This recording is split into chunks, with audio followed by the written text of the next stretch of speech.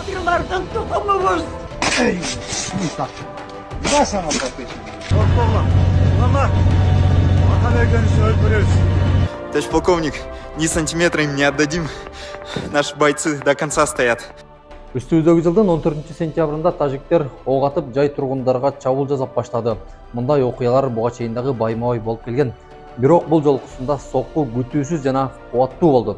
Тажиктер бир эле учурда 14 айылды кошуп Баткендин борборуна чейин сокку урду. Сонан бир эле ошол чек арада жайгашкан айылдарга эмес, Баткен шаарынын борбордук көчөлөрүнүн бири болгон Нургазиев көчөсүнө дагы оор ок атуучу техникалар менен аттан.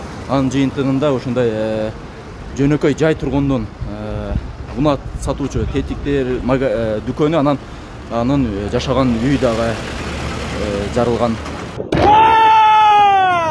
Алар оор техникаларды колдонушуп, мектеп, балабакча, бейтапканага чейин чабуул жасады.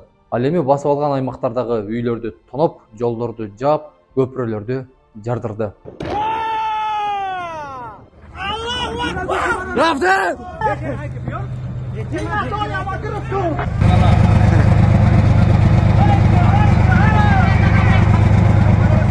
Анткени менен кыргыз аскерлери баскынчылардын мизин тез аранын ичинде кайтарып, басып алган аймактардан сүрүп чыгарды. Бирок жоготуулар аз эмес. Жалындуу жигиттерден айрылды.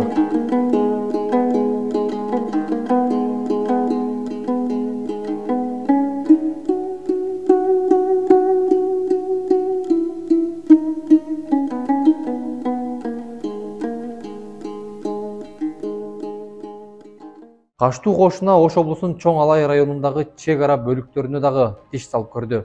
Бирок мунусунан майнап болгон жок. 18 сентябрдагы ыкчам маалыматка таяна турган болсок, 59 адам каза болуп, 163 адам ар кандай жараттарды алды. 136.770 адам өз үйлөрүн таштап качууга аргасыз болду.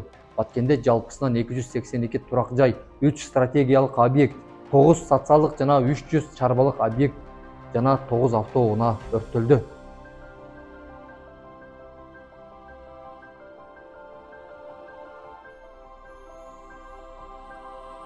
Ушул эле учурда жарандык активисттер кыргыз-тажик чек арасындагы маселе боюнча өкмөт үйүнүн алдына митингге чыгышты. Алар чек ара маселеси боюнча аны чечип берүү, чек арадагы буга чейинки болгон иштерди текшерип, жер саткан кызмат адамдарын жоопко тартууну талап коюшту. Согуш болду, бизден канча жаран өлдү.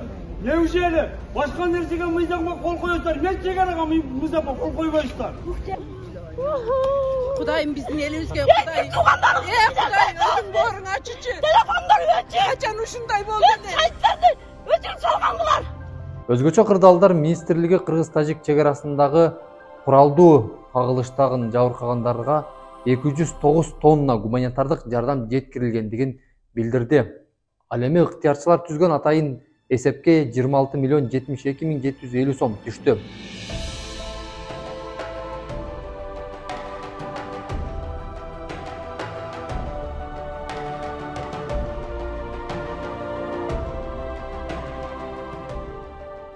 Он 18 сентябрда президент Садыр Жапаров Россиянын лидери Владимир Путин менен телефон аркылуу сүйлөшүп, кыргыз-тажик чек арасындагы кырдаалды талкуулашты. Бул туурасында мамлекет башчынын маалымат кызматы кабарлады. Чек арадагы чатакта чагымчылдар жана үчүнчү күчтөр болушу мүмкүн. Бул туурасында министрлер кабинетинин төрагасы Акылбек Жапаров жергиликтүү масал маалымат каражаттарына интервью берип жатып айтты. НАСАдан Тажикстандын Кыргызстанга жасаган баскынчылыгы далилденди. НАСА спутниктери Кыргызстандын аймагында снаряддардын жарылуусунан улам өрт чыккандыгын байкаган. Бул боюнча баштан-башта YouTube каналы айтып чыкты. НАСАнын спутниги Арка Кыргыз айылында да өрт чыкканын жана бир нече үйлөр талкаланганын белгилеген. Мындан сырткары Баткендеги окуя башталганда эле карапайым элдер жардам берип баштады. Ал тургай бул баласын колуна алып, үй бар деген кагазды көтөргөн мырзанын сүрөтү баарынын сезимин ойготту көрүнөт. Чек арадагы соңку куралдуу кагылышууда бери дегенде 59 адам мерт болду. Буга байланыштуу 19 сентябрда Кыргызстан аза күтүүдө. Бул күнү өлкөдө, чет өлкөдөгү дипломатиялык жана консулдук мекемелердин имараттарындагы Кыргызстандын туусу ылдый түшүрүлөт. Маданий жайларда маалымат каражаттарында оюн зоок иш чаралары, көңүл ачуучу берүүлөр токтотулат.